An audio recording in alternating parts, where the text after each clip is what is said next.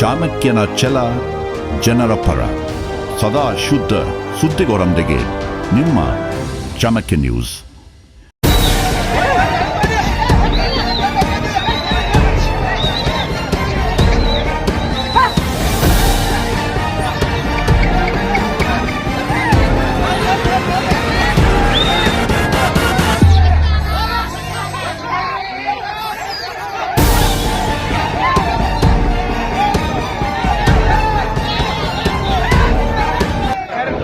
ಸಮಾಜದ ಹಿರಿಯರು ಹಾಗೂ ಪತ್ರಕರ್ತರು, ಪೊಲೀಸ್ ಇಲಾಖೆಯವರು, ತಹಶೀಲ್ದಾರ್ ಸಾಹೇಬರು ಹಳೆ ತಲಾಂತರದಿಂದ ಕುರಿಗಳನ್ನು ಮೇಯಿಸ್ಕೊತಾ ಬಂದಂತದ್ದು ಏಕಾಏಕಿ ಹೋದ ವರ್ಷ ಹೇಳಿದಾಗ ಎಲೆಕ್ಷನ್ ಟೈಮ್ದಾಗ ಜಿ.ಟಿ. ಪಾಟೀಲ್ರು ಗುಡ್ಡು ಖುಲ್ಲಾ ಆಗೈತೆ ಅಂತ ಹೇಳಿದವರು ಒಳ್ಳೆ ಈಗ ಕುರಿ ದನಕರುಗಳು ಆಡುಗಳನ್ನು ಇದು ಬಿಡುವಂಗಿಲ್ಲ, ನಮ್ಮ ಬೌಂಡ್ರಿ ಒಳಗೆ ಫಿಕ್ಸ್ ಮಾಡ್ಕೊಂಡು ನಾವು ಬಿಡುವಂಗಿಲ್ಲ, ನೀವು ಎಲ್ಲರೂ ಮೇಯಿಸ್ಕೋರಿ ಅಂತ ಹೇಳಕತ್ತಾರ. ನಮ್ಗೆ ತಲಾಂತರದಿಂದ ಈ ಮೂಲ ಕಸಬು ಮಾಡ್ಕೊತ ಬಂದವರಿಗೆ ಅನಾನುಕೂಲ ಆಗತ್ತ. ಈ ಕಡೆ ಆಲ್ಮಟ್ಟಿ ಡ್ಯಾಮಿನಿಂದ ಹಿನ್ನೀರಿಂದ ಮುಳುಗಡೆ ಆಗಿ ಇರತಕ್ಕಂಥ ಜಮೀನುಗಳ ನಿವೇಶನಕ್ಕಂತ ಕೊಟ್ಟು ಬಡವರು ಯಾವ ರೀತಿ ಬದುಕುದು, ಸರ್ಕಾರ ಇದ್ರ ಬಗ್ಗೆ ಒಂದಿಟ್ಟು ನಮ್ಮನ್ನ ಕಣ್ ತೆರೆದು ನೋಡ್ಬೇಕಂತ ಅದರ ಸಲುವಾಗಿ ಇವತ್ತು ಕುರಿಗಳು ಹೊಡ್ಕೊಂಡು ನಮ್ಮ ಹತ್ತಿರ ಬಂದತಿ. ಫಾರೆಸ್ಟ್ ಇಲಾಖೆ ಒಳಗೆ ಅಗ್ಗಿ ಹಚ್ಚದಲ್ಲಿ ಬಿಟ್ಟು ಅದನ್ನ ಬೆಳಸಾಕಿ ಇವ್ರು ಅಟ್ಟ ಬರೀ 5 ತಾಸು 8 ತಾಸು ಡ್ಯೂಟಿ ಅಟ್ಟ ಮಾಡಬಹುದು.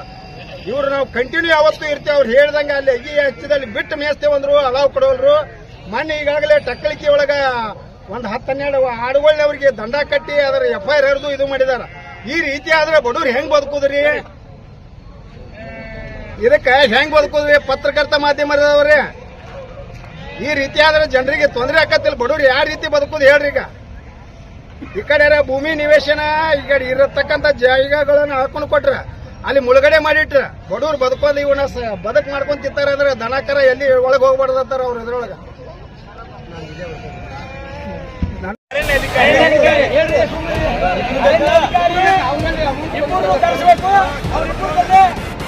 ಮಾತುಕತೆ ಆಗಬೇಕು, ತಹಸೀಲ್ದಾರ್ ಅವರು ಮಧ್ಯಸ್ಥಿಕೆ ವಹಿಸಬೇಕು. ಅರಣ್ಯಾಧಿಕಾರಿಗಳು ದೇಶದ ಮುಖ್ಯಮಂತ್ರಿ ಹಾಗೂ ಪ್ರಧಾನಮಂತ್ರಿ ತಿಳ್ಕೊಂಡ್ಬಿಟ್ಟ. ನಾವು ಈ ಗುಡ್ಡ ನೀರಾಗ ಕಳಿಸಿದ್ರೆ ನಾವು ಮೊದಲು ಇಲ್ಲಿ ಗುಡ್ಡ ಬೇಕಂತ ಮಾತಾಡೋಣ. ಆದ್ರೆ ಈಗ ತಕ್ಷಣ ಅವನ್ನ ಅರಣ್ಯಾಧಿಕಾರಿ ನೀವು ಕಳಿಸ್ಬೇಕು. ಅವ್ರನ್ನ ಕಳಿಸಿ ಐತಿರ ತಹಸೀಲ್ದಾರ್ಗೆ ಹೇಳ್ರಿ, ಅವ್ರಿಗೆ ಬರಕ್ ಹೇಳ್ರಿ. ಮತ್ತೆ ಇನ್ನ ಬರ್ಲಿಲ್ಲ ಅಂದ್ರೆ ಮತ್ತೆ ಇನ್ನ ಹೆಚ್ಚಿನ ಕುರಿಗಳು ಮತ್ತೆ ಇಲ್ಲಿಗೆ ಹುಡ್ಕೊಂಡ್ ಬರ್ಬೇಕಾಗತ್ತಿ.